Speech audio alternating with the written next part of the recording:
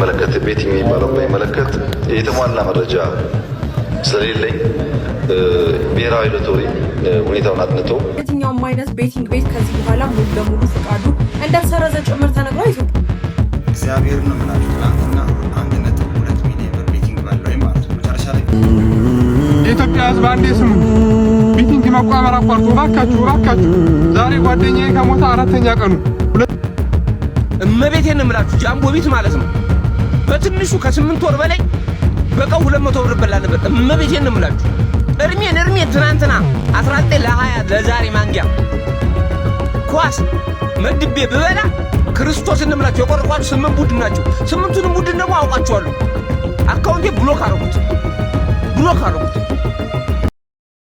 በአንድ ሀገር ውስጥ 80 ከመቶ በላይ የሚሆኑ ወጣቶች ያሉበት ሀገር የወጣት ጉልበት ያለው ህልም ያለው ነገን የመለወጥ ተስፋ አንግቦ ያዘ ነው። ነገር ግን አንድ ቀን ጠዋት ስትነቁ ይህ ሁሉ ወጣት በአንድ ትንሽዬ ክፍል ውስጥ ይገኛል። አይኑ ስክሪን ላይ ፈጥቷል። ልጆቹ ይንቀጠቀጣሉ። እንደዚሁም በግንባሩ ላይ ወሲፈስ ይታያል። የወጣት በጦርነት ላይ ያለ አይደለም። የወጣት ፋብሪካ ውስጥ አይደለም። የወጣት ያለው በቤቲንግ ቁማር ቤቶች ውስጥ። ባለፉት ጥቂት ዓመታት ኢትዮጵያ ውስጥ የሆነው ተራ ነገር አይደለም፣ ወይም ደግሞ የንግድ እንቅስቃሴ አልነበረም። ወረርሽኝም ጭምር ነበረ። ከፒያሳ እስከ ቃሊቲ፣ ከመቀሌ እስከ ሐዋሳ በየመንደሩ እንደ አሸን የፈሉት እነዚህ ቤቶች የወጣቱን ኪስ ብቻ አይደለም የዘረፉት፣ አእምሮንም ጭምር ሰርቀው አልፈዋሉ።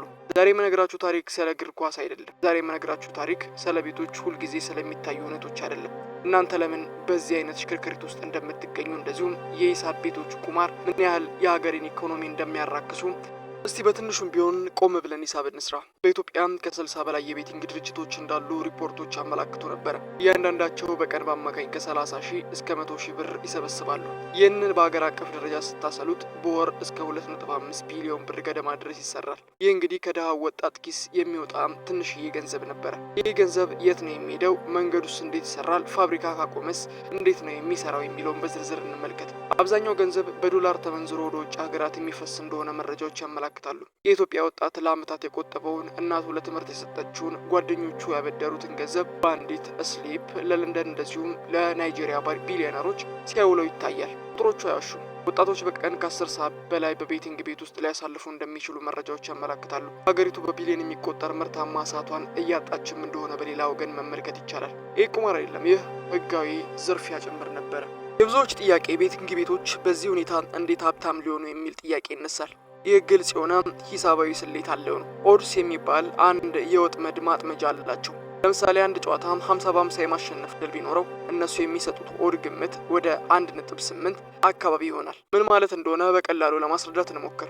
ጨዋታው ባሸነፈ ደግሞ እያንዳንዳችን ጨዋታውን ማሸነፍ ብንችል እንኳን ይህ ቤቲንግ ቤት 20 በመቶ ያክል ትርፍ ቀድሞ በልቷል እንደማለት ነው። ይህ ኦቨርራውንድ በመባል የሚታወቀው አካሄዳቸው ነው። አንዳንድ ቀን ልናሸንፍ እንችላለን፣ ሁለተኛ ቀንም እንደዛው ልንደግመው እንችላለን። ነገር ግን በቆየን ቁጥር ሂሳባችን እየተበላ መቀጠሉን ይታያል። ሂሳብ አይታልልም። የቤቲንግ አልጎሪዝም የተሰራው እኛ እንድንበላ እንደዚሁም የባለ ሀብቶችን ኪስ አብጦ እንዲቆይ ለማድረግ ነው። እነሱ የሚሸጡልን አሸናፊነትን ነው። ነገር ግን የሚገነቡት ህንፃ በእኛ ኪስ ላይ የቆመ እንደሆነ መገመት በቀላሉ ይቻላል። ገንዘብ ይመጣል ይሄዳል። ትልቁ ኪሳራ ግን ሰብአዊነት እንደሆነ ብዙዎች ይናገራሉ። ቤቲንግ በኢትዮጵያ ወጣት ውስጥ የስራ ባህልን ገድሏል። ዛሬ ወጣቱ ከወዛደርነት ይልቅ ከስሊፕ ሀብትን ይጠብቅ ነበረ። ይህ ደግሞ ወደ ሱስ እንደሚቀየር መረጃዎች ይጠቁማሉ። ሱስ ሲይዝ ደግሞ ሰው መሆን ማቆም እንጀምራለን፣ ውሸት እንጀምራለን፣ ከቤት እንሰርቃለን፣ ጓደኞቻችንን እናታልላለን። በአዲስ አበባ ጎዳኖች ላይ የሚታያቸው ብዙ ፊቶች በጭንቀት የጠቆሩት በእግር ኳስ ፍቅር ብቻ አይደለም፣ በደረሰባቸው ኪሳራና ውርደትም ጭምር ነው። ብዙ ቤተሰቦች ተዘርፈዋሉ። ብዙ ተማሪዎች ትምህርታቸውን አቋርጠዋሉ፣ አሊያም ደግሞ ተስተጓጉለዋሉ።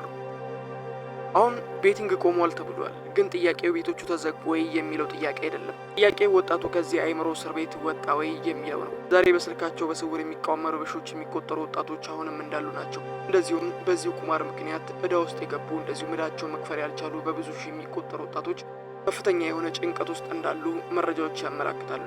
እንደ ሀገር የታጣው ኢኮኖሚ ኪሳራ እንደ መስታወሻም ተቀምጦ ሳለ